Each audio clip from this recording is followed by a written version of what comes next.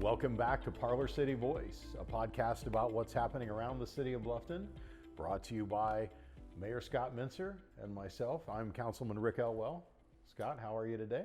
I'm good, and more importantly, brought to you by Felger Hart, who I didn't do the sponsorship providing mention, did I? the production talent here, and the Bourbon MD, who's given us this great set. What a lovely setting to be, yes. To hang out in.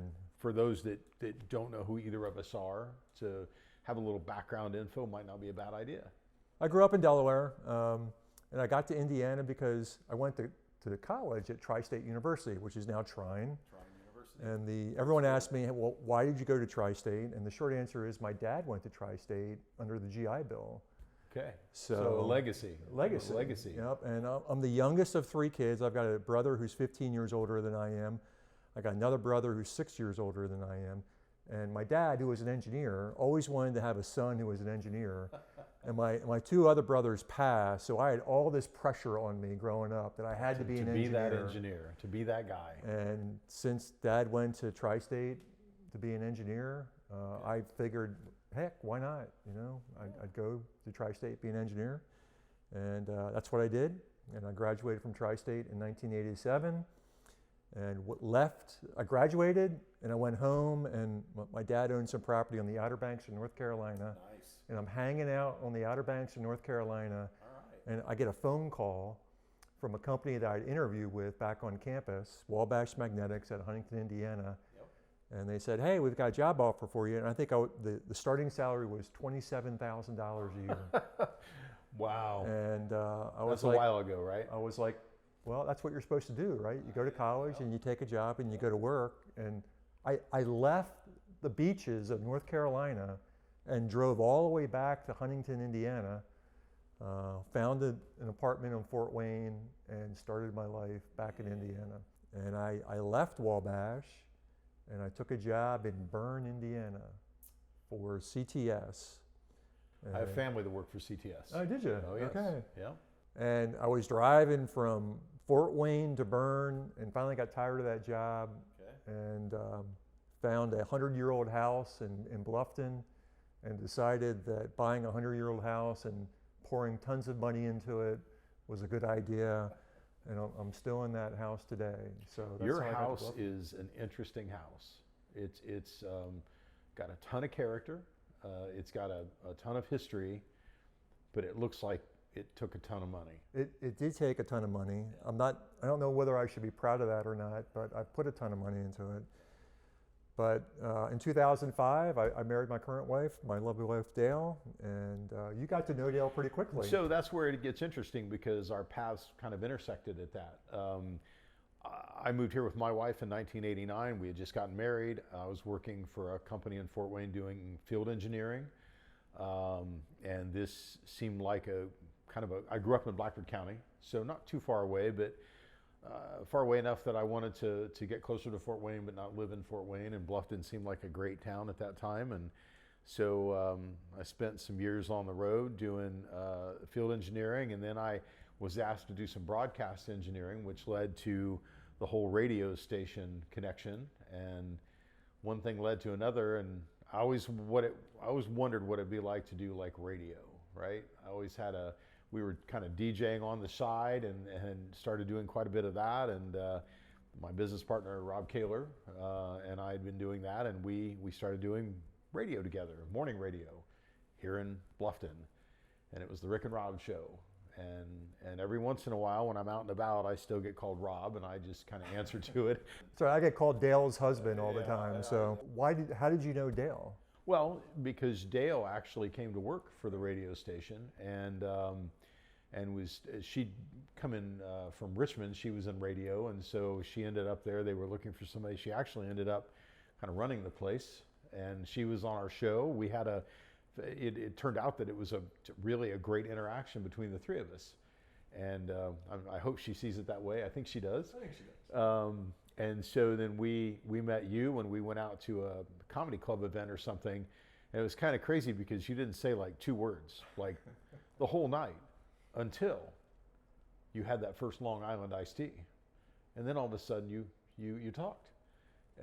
But beyond that, I still thought Dale was the personality in the duo. And you continued to think that for years afterwards, Long didn't you? time. Until I was approached to run for office, which is, I guess I should jump and say we exited radio in 2008 when our termination notices were FedExed from Dallas, Texas. So we actually had been planning to start a business here in Wells County, and we did. We started a company called Stylus Technologies. And so I'd been doing that, and then I get this call one day, hey, your name has been thrown around to run for political office. Would you be interested? Well, I'd never had a thought about politics in my life. But I did decide to do that, and so I started attending the GOP events, and Dale was approached to run as well, and that's when you resurfaced. You Right. want to pick that story up and tell it? Yeah, so we're out in Florida on spring break, and we're sitting by the pool, and this phone call comes in for Dale, and it's Sandy Garcia, who was the vice chairman of the Wells County Republicans, and I could sort of hear her talking on the phone, and all of a sudden Dale goes, "Well, you shouldn't be talking to me. You need to be talking to Scott." So she hands the phone to Sandy Garcia, and Sandy's like, "Hey, do you want to run for city council?" And I'm like, Sure. "Yeah, why not?" And so came back from Florida, sat down and talked with some of the people in the party, talked to John Wicker, who was going to be running for mayor at the time, and said, "Yeah, Zach do this Rogers thing." was Zach running the party Rogers at was that the time. chairman. So what was interesting about that is that breakfast we were at, where you actually got up to announce that you were going to run, and you introduced yourself as Dale's husband. You didn't actually give your name, which I thought was very funny. But then you really spoke from the heart. I thought, man, who is this guy? I really didn't give you enough credit. When I look back on sort of the scope of my career up to this point in time, and I think of all the things that I have gone through, I didn't realize it until actually I started running for council. There's been a theme, and when I was at Wabash in Huntington, I worked for a company. They were in the automotive industry. We made automotive sensors, and that's not important. But towards the reason I left is they were picking up manufacturing out of Huntington, and they were moving it to Mexico, and that really bothered me. I had I sort of grew up in the process engineering world, had a lot of relationships with the people on the floor, and knowing that those jobs were going to move south really, had an emotional toll to me, on me, and I decided I didn't want to participate in that. And so that's what caused me to take the job at CTS. And again, I really thought I was going to retire there, but after being at CTS for about 7 years, they decided they were going to pick up those operations in CTS and move them to China. Oh, wow. And I was like, you know what? I don't want to be a part of that either.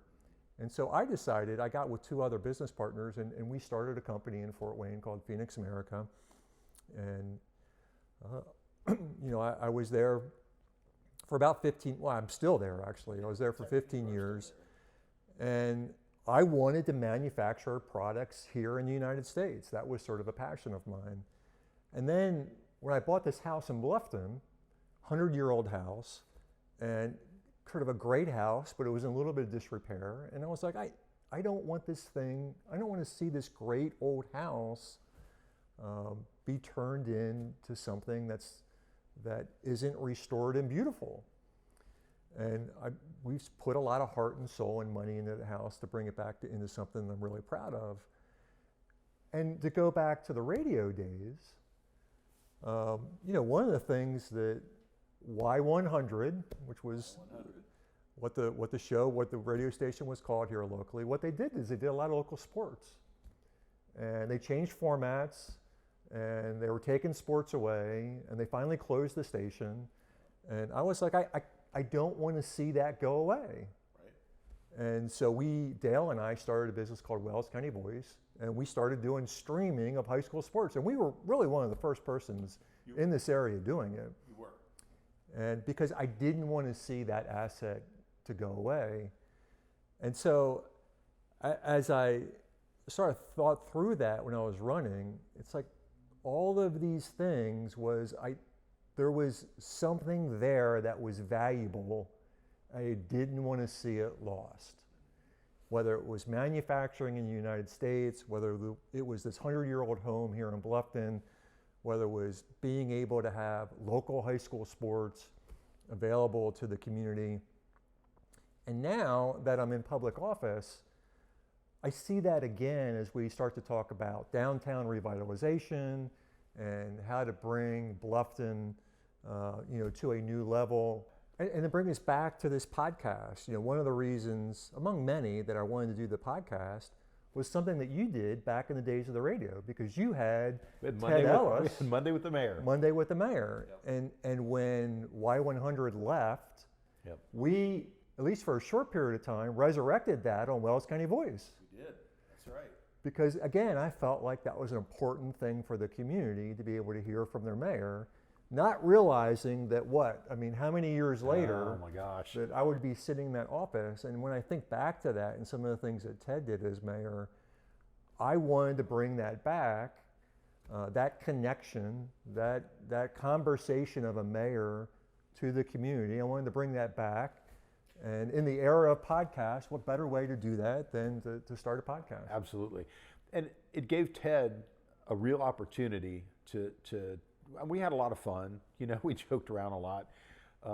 I think the conversations off the microphone were almost better than some of the ones on, but it gave Ted an opportunity, a platform to talk about what was happening in the city, why things were important, what was changing, how it was changing. And I think this gives us an opportunity to do just that and kind of tell the story from the perspective of the people that are in the decision-making process, and to be able to talk about the hows and the whys and kind of what it means at the heart level, because there's a lot of heart here, and I think sometimes that gets lost with people. I'm really excited about some of the things that we have worked on over the first 6 years of when I was on council, and now that we've sort of carried on into, it's been 100 days. I've been mayor for 100 days. In the first 100 days of mayor.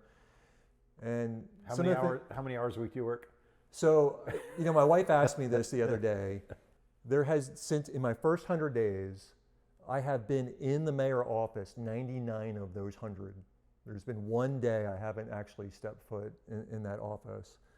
And everyone I see goes, well, how is it? How are you enjoying it? I love it. I mean, I think it's great. I look forward to every day coming to the office. Not to say that there aren't some things that aren't the most fun things in the world to do as mayor, but I love the opportunity. Who knows where it goes from here?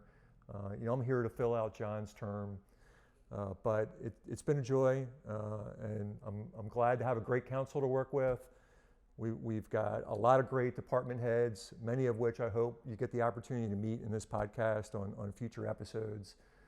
And we've got a lot of great things happening, and I know not every one of them that we'll talk about that we'll get 100% agreement across the city that it's the greatest project in the world, but I think they're all important, and we're working really hard at it. Well, let's get into a little bit of that. I think probably the biggest thing, well, we have several big things happening, but let's just kind of go through some of that. Let's talk about the pool. Yeah. We're building a new pool. Funny you should bring that up, because I happen to have this poster board visual here. aid, right? It's amazed that you actually brought up the pool. Yeah. How funny is that? And this is a generational project. This project is something that our old pool was 53 years old. 53 years old. And so we were at the end of its life cycle, and letting it go and not funding a new pool just didn't feel right to anyone involved. Yep, and there were conversations early on about the pool, and the pool is not an income producer for the city. And there was some frank talk about, well, maybe we just don't have a community pool. And I think as the more and more we talked about it, and the more and more people that we talked to, we realized just how important having a community pool in Bluffton, it's the only community pool in the entire county, right, was to us. And how many swim teams participate in our pool, and how many people learn to swim in this pool. My own kids, I think a couple of them learned to swim in this pool. So I think we really took it to heart that we had to have this asset, and every engineering company that we talked to, where we asked, could we renovate what we had? Basically, the answer was no.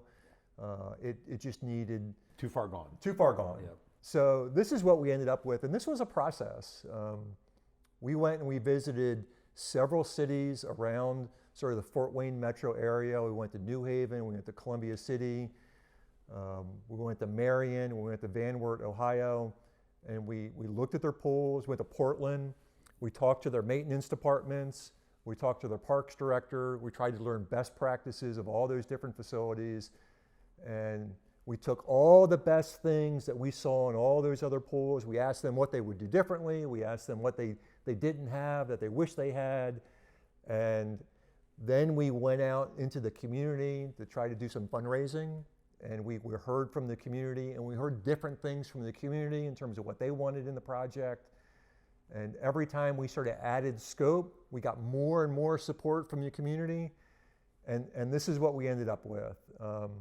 We have pickleball courts on the Got some side. pickleball courts. It's beautiful. We've got this event space over here Yeah. that will be able to be rented out. We'll be able to do multimedia events in that space. The cabanas. I love the cabana. We got the idea. cabana. That It's was a the great one idea. thing that many of the none of the other pools that we went to visit had cabanas. But when we asked the park directors what they wished they had, it was more shade and they wanted cabanas. So we're New going to water have cabanas. slides. We have a vortex, which is this loop right here, which is kind of I interesting. call it a lazy river. You can call it a vortex, okay. but Yeah, I think this had a lot of work put into it, a lot of just really good fact finding to make sure we got it right, and I feel like we have. we got a ninja course over here. We got some rock walls that you'll be able to climb up. We were real deliberate about making sure that we had a separate diving area, separate and apart from the lanes, so we could have lap swims that weren't impeded by the diving area. The ninja course is a little terrifying for me. I'll probably pass on that. Really? Do you want to do it? You want to do it? Is that? I'm shocked. Yeah. Hey, if you do it, I'll do it. Okay, deal. All right. All right. We'll make sure we'll get that as part of one of the podcasts. But this is the concept, and so we broke ground, and this is where we're at. I mean, we're making great progress. We're committed. I was at a construction meeting this morning, and I told them, look, we're committed. We have to be open by Memorial Day. Day one. And Memorial right Day. now, they are actually a touch ahead of schedule. And hopefully the weather cooperates. Hopefully the weather cooperates, but that's where we're at today. So really excited about it. It's going up well. Great construction meeting, and I think everyone's going to love it. We pulled it up right next to Spring Street. Yeah. The existing pool used to be back offset quite a bit apart from Spring Street, so you're going to see it right as you come down Spring Street. And we have a lot of stuff going on. The pool is just one project. We've just completed, and it's, how do they say in the industry, it's not necessarily completely sexy, but we did a lot of work at Roush Park. Yep. And so. Funny you should mention that. Well, I thought that, I just saw some social media posting on it, and I thought, we should talk about that. New paving, new parking lot. New basketball courts, new backboards. This was a park that needed a little bit of TLC. This is where we have most of our baseball and softball games out in this complex, and parking got to be an issue.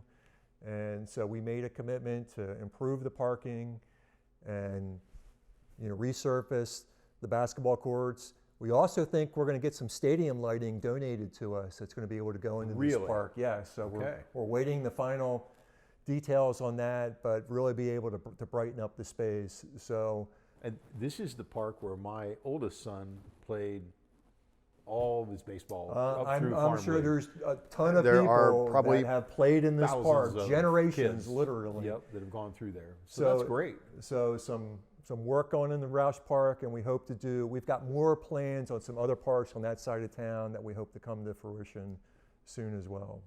Some infrastructure things that we're doing as well that there again aren't necessarily seen, but they're really important. Our wastewater treatment plant project is coming to a head. Yep. We're close on that, probably a month or so for startup, give or take, more or less, hopefully. Here's our wastewater treatment plant, and so some people might ask, well, why do you do this? I mean, this is an expensive project. This is a $34 million project.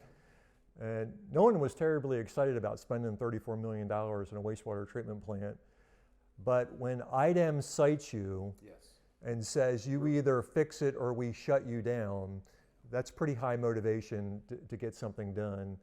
And one of the things that was happening is when we got heavy rain events, we didn't have the capacity to treat all the water that was coming in the wastewater treatment plant. And you know where that water goes? The river. The river. Yep. So that's not good. This plant has plenty of capacity not only to handle all the rainwater that we would ever see, including calculating large flood events, but it's also able to handle the capacity of our rural areas north and south of the city. I just want to know, are we still going to be able to do the drive-through Christmas light thing when it's all done? That's a great question. So I'm serious, because like, where are you going? I'm going to the sewer plant to look at the lights. and that was a thing. Maybe that's going to be a thing again. I would hope. And it allows for growth for us as a community in the future. And so, yeah, like not super exciting on the list of exciting, but necessary, and we're getting it done. Yep, So, for sure. So some stuff that is of maybe more interest. We've talked a lot about the river greenway and the riverfront. And so let's talk about what we're doing there, because we have some serious things. All right, so this probably isn't the most exciting picture in the world, and you probably don't even know why I'm showing it, but the fact of the matter is the river banks are falling into the river. And if you enjoy the river greenway and you want to see the river greenway stay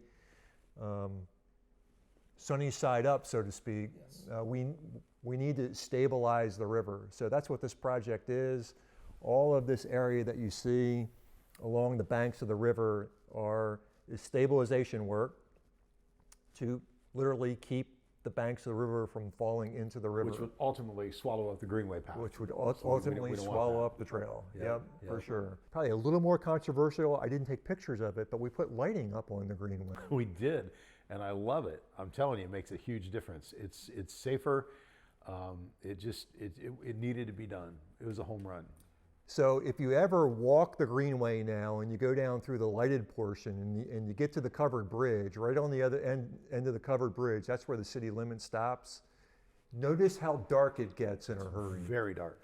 So extremely dark. So little controversy. Wasn't one of the funnest projects that I went through at that time as council person, but I think there's a lot of people who are pretty happy that we did it. You know, we have a number of things we're doing. I think street improvements is one. There again, we have 66 miles of roads? Yep, what something like that. So we've done some projects there, and I think they're worth noting as well. Again, not the sexiest pictures in the world, but these are the last 2 roads that we did with our community crossings matching grant money. And there's been some discussion about this in the news recently as it relates to council, why community crossing matching grant money is so important. The state matches us dollar for dollar for what we put into the roads. They'll match another dollar. So these roads are about $300,000 roads. That's how very expensive to do paving. It's very expensive. And so for us to be able to fix the streets in town, we need as much help as possible. And we really can't afford not to receive as much matching grant money as possible. That led to doing something that, again, another thing we really didn't want to do. I wondered if you'd bring it up. Yeah, we might as well rip the Band-Aid off, right? So the wheel tax, and I don't think the public really, and I wouldn't have had a good understanding either, but we were our hand was forced for a couple different reasons. The state basically said, hey, if you don't have this in place, it could jeopardize some of your community crossings money, which we need to do this kind of thing. That's right. And then we also have some potential income shortfalls due to the restructuring and the SB1, which is the property tax relief bill. Right, and there's going to be more discussion about that as that law continues to progress over the next several years and what the impact it could have to the community. But we'll deal with those things as they come up. But as much as we didn't want to do that particular wheel tax, we would have hurt our long-term infrastructure, street infrastructure. So, you know, again, wasn't what we wanted to do, but it was the right thing to do. The state sort of forced our hand on it. Yeah. Now we're doing a couple other things that are really kind of interesting, and I really like this next one. It's called OOR. OOR, yeah. Now I don't have a picture of that. So we'll set this aside. So OOR stands for Owner Occupied Rehab. And this is a grant program that we get through the state. It's a federally funded program. But the city will get $350,000. We'll match that with 10%, about a little more than 10%, about $40,000. So we'll have almost $400,000 that'll be available. We're trying to keep people in homes. That's important. So what this allows someone to do is get roof repair, HVAC repair, heat repair, or what I call threshold repairs. So maybe it's a ramp or some accessibility to be able to get into the home, especially for those who are disabled. So seniors, veterans, those who are disabled, those who from an income standpoint just can't afford to get some of these repairs done, they can apply. They can receive up to $25,000 towards those repairs and get those done and keep them in their house. Are we still taking applications? So we are still taking applications. Okay. So if you go to blufftonindiana.gov, you can find the application and submit your information. It's going to be a process. It's not going to happen quickly. We're sort of working through the grant process right now. We haven't actually been awarded the grant, but we feel real confident that we will get the grant. But we've got to be able to show the state that we have a need for this. So it's important for people who are out there who do have these needs to submit your information so we can show the state that we've got properties that are in distress, residents that are in distress that we want to keep in their homes. I think it's a great program. I really do. I think it'll be successful. You have an interest in a program called Neighborhood Link. Can you, speaking of neighborhoods and houses, can you talk about that? Yeah, sure. So I got a little bit of a prop. You probably won't be able to see it, but so really what I'm interested in is what I call neighbor helping neighbor. And how can we promote that across the community, and how can local government not necessarily lead that effort, but support that effort? We're teaming up with an organization called NeighborLink. And NeighborLink is basically just a platform where if you're in some need, and it could be as simple as, hey, I need my gutters cleaned. You know, I'm an elderly resident. I can't get on a ladder, but I know my gutters need cleaned out, and submit your information through this NeighborLink platform. And then volunteers can also sign up through the platform, and then we connect those volunteers with the people who have the need. So I would really encourage anybody to, if you have a need, and again, it could be as simple as, my leaves need raked, perfect time of year for that to happen. Maybe I've got a porch that needs painted. Maybe it's some minor repair of a window. Or maybe it's something as major as a roof repair. Right. And then we're going to try to connect you with the resources to be able to help you out. Again, trying to keep people safe, keep people in their homes, and keep our neighborhoods strong. If you call this number, it's 260-525-0331. So 260-525-0331. If you call that number, someone will pick up, they'll take your information, they'll put you in the portal, or you can go to neighborlink.org and also sign up through there. So you can be a volunteer and sign up. Maybe you're a youth group, or maybe you're a part of a community group who wants to do some work, or part of a church, or part of a civic organization, maybe the Rotary or the Optimist Club. Yep. Maybe one of those civic organizations wants to take some time, go and express your opportunity to want to volunteer. And then again, if you're in need, certainly go. We want to fill the funnel up with need first before we get the volunteers out helping. The last thing we want to do is get a bunch of excited volunteers to go out and do a project, get it completed, you have a lot of momentum, and then there's nothing left to follow up with that. So we want to get people to this website, call this number, let us know you need some help, and we're going to try to connect you up. One of the things that we just experienced, and I think it's one of the things I really love about this community, is just the amount of community events that we have. We just went through Boo and Bluffton And it was crazy. I mean, literally crazy. I've never seen so many people downtown with their kids dressed up to the max, doing the trick-or-treating thing. Over 2,000 kids at least walk through City Hall. I don't know how many you saw where you were at, because you were participating as well. I was participating. We were in front of the GOP headquarters, Johnson and Washington, and I lost count. It was a really good event, and I saw your suit. What'd you think? It's a little over the top, A but little I over the like top it. for you. Over the Okay. top. You probably Over the won't top. see it on a podcast. Yep. You were puking patriotism at that point. I mean, puking red, white, and blue. But I liked it. It was a nice touch. Ted Ellis used to dress up as Uncle Sam. So we had this discussion about whether I should continue doing the Uncle Sam thing. And my wife convinced me that maybe people really don't even know who Uncle Sam is anymore. I think there's probably some validity to that. I think that to keep in the red, white, and blue spirit, and just to, I think it was I liked it. I thought it worked. But there was a line, I don't know if it was a mile long, but it seemed a mile long, lined up 30 minutes before we opened the doors. Wrapped around State Road 1, went south. So I was just amazed how many kids came through. Great event, met a lot of great people. Really enjoyed it. The time flew by, and just a testament to what we can do downtown if we set our minds to it. And we've got another event right around the corner, and I'm excited about this one because we used to do this. I'll be there kind of emceeing, you'll be there. We're gonna bring the Christmas lighting ceremony back downtown to the courthouse, and I'm really excited about that.